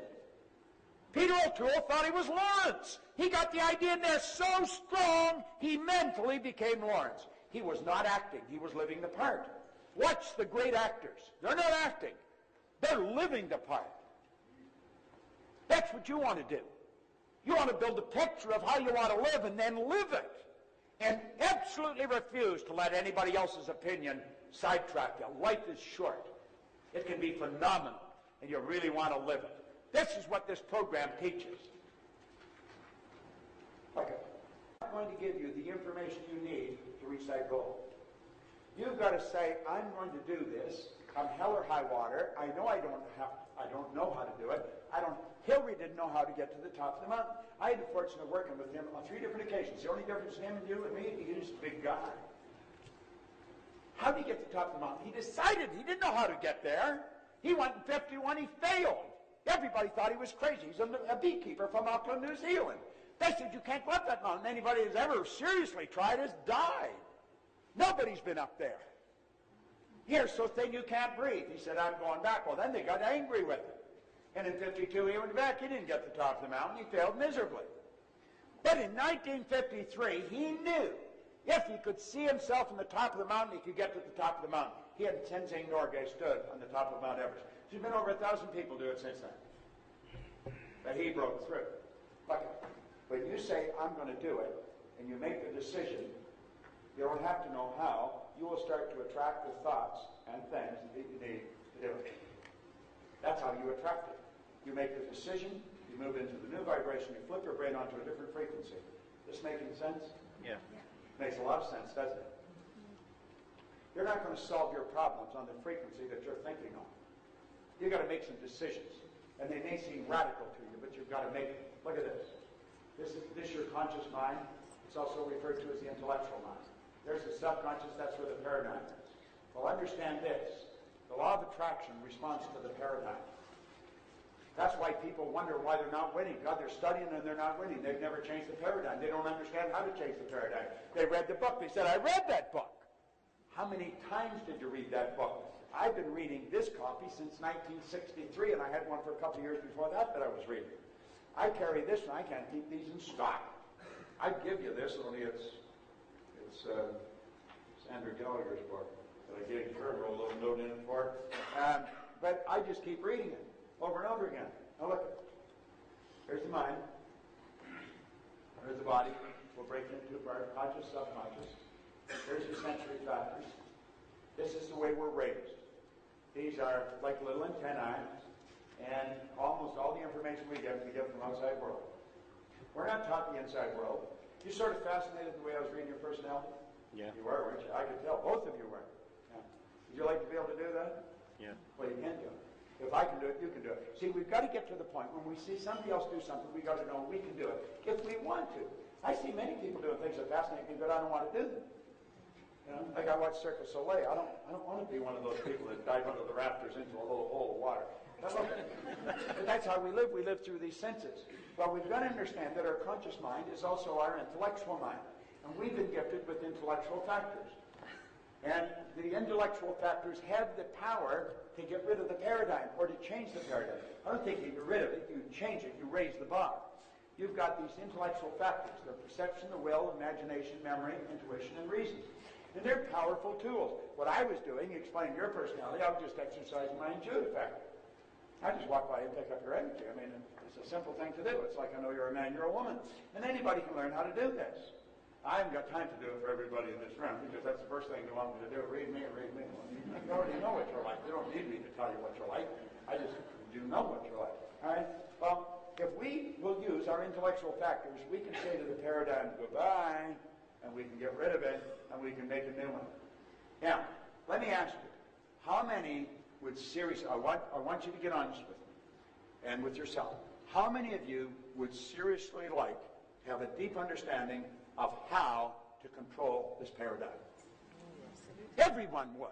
How many of you would really like to master one of those simple programs he was showing? It's not simple to you because you don't understand it. Now there's paradigm. How many of you would really like to master that? Then do it. Don't screw around with it. Do it. That's exactly what you have to do. If you will do it, I guarantee your life will change. If you're taking notes, write this down. Brian at bobproctor.com. BRIAN at bobproctor.com. And just send an email. Say, please include me in insights. And I will send you, where you got it. Can't you just imagine my mother saying, okay, Bob, I'm going to tell you this once. You better not screw up. Remember, your name's Bob. You and say, hi, I'm Harry. Who are you? Okay, I don't know. Mother never told me. No. How many times did you hear no? How many times did you run to your parents and say, I want this now? How are you going to do that? To think there was even a remotest opportunity to say, well, I'm going to build an image and I'm going to internalize it and I am going to set up an attractive force because I'm going to alter the vibration that I'm in. They said, how are you going to do it? You didn't know how you were going to do it. And you know, by hearing that over and over and over, you've got an idea fixed in your subconscious mind. You better know how to do it or you're not going to get it. You don't have to know how to do it. You don't even have to know how you're going to buy this. You only have to know you are. And the second you make the decision, the information starts to flow into your consciousness. I had no idea how I was going to build this company. I have no idea how I'm going to expand it. I got a better idea than I used to have because I got some real key people. I've got a woman now that runs the company and really knows what she's doing. So you see, that's where it's at. So let's look at this now. Here we are, consciousness. We're operating with a different awareness, though. We build an image in our conscious mind. And we know that paradigm's there. We say, I'm going to override it, and I don't care if it causes a lot of discomfort or not. It may scare me. I'm going to get emotionally involved in this idea. I will control the vibration I'm in, and therefore, I'm going to actually attract into my life. The image you impress upon your subconscious mind controls your vibration controls what you attract. Now, are you going to remember everything I tell you? No, you're not. In fact, about 66% of it will be gone by tomorrow morning, 90 to 100% within a month. But here's the point. What I've said, you understand. I've explained it in such a way that you would have to understand it. If I have a talent, it's for taking complicated concepts and explaining them in a very simple manner. And I developed the ability to do that because I was a very simple guy, and the people that taught me had to teach me in a very simple way, or I wouldn't have got it. But now, I can explain it so that the most erudite executives get it, but so do kids in school. Now, you see, you can do anything you want. That's Mark's again, Mark Lowe at BobProctor.com. This program can literally change the course of your life.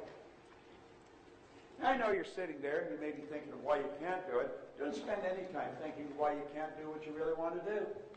Make up your mind you're going to do what you really want to do. It's like I said, if you have to borrow the money from somebody, borrow the money from somebody. But don't let it continue the way it's been going. If you take these two programs, one showing you how to control what's going on inside of you and change your paradigm, and at the same time take an effective tool for multiplying income, you put them together, you'll thank God every day that you came here. You really will. Because it will literally change the course of your life. There's absolutely no question about it. Don't ask anyone what they think you should do. Don't even ask your spouse. We are in the habit, it's part of our paradigm, of saying, what do you think I should do? When my wife comes and asks me, I say, what the hell are you asking me for? I don't ask her. You should never ask anyone. Do you know why we ask people what they think we should do? We're looking for approval. We don't have enough confidence in what we know inside we should do. Let's start doing what we know. It's our life, nobody else's. If we don't make the decision, nobody can do it for us. Viktor Frankl brought that out beautifully in a book, Man's Search for Meaning. Here's a Jewish psychiatrist from Vienna, spent the war years in the camp. He said there was no one that could cause him to think something he didn't want to think. Well, you know, you could take that and explain it another way. Nobody can make decisions for you. You got to make them for yourself. Now, with my time,